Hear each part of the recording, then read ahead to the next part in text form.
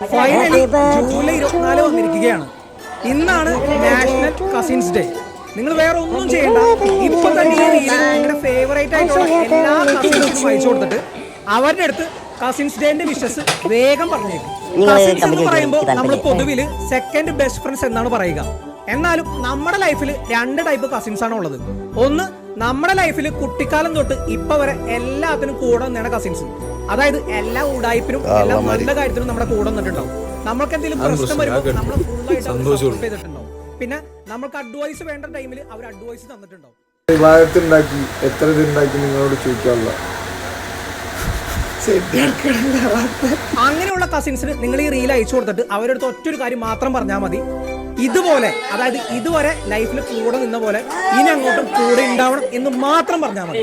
ഇനി രണ്ടാമത്തെ ടൈപ്പുള്ള കസിൻസ് എങ്ങനെയാണെന്ന് വെച്ചാൽ, നമുക്ക് അവരുടെ കൂടെ നമ്മുടെ കുട്ടിക്കാലത്ത് ഒരുപാട് ഓർമ്മകൾ ഉണ്ടാവായിരിക്കും. പക്ഷെ അതിനുശേഷം ഇപ്പോൾ വല്ലപ്പോഴുള്ളൊരു കോളോ അല്ലെങ്കിൽ ഒരു മെസ്സേജോ അല്ലെങ്കിൽ കോമൺ ആയിട്ടുള്ള ഒരു വാട്സാപ്പ് ഗ്രൂപ്പോ ഇത്രേ ഉണ്ടാവുള്ളൂ അവരായിട്ടുള്ള കോണ്ടാക്ട്. അവർക്ക് ഈ റീൽ അയച്ചു കൊടുത്തിട്ട് നമുക്കൊന്ന് കൂടണ്ടേ, അല്ലെങ്കിൽ നമ്മുടെ തറവാട്ടിൽ നമുക്കൊരു റീയൂണിയൻ വേണ്ടേ എന്ന് അവരുടെ അടുത്തൊന്ന്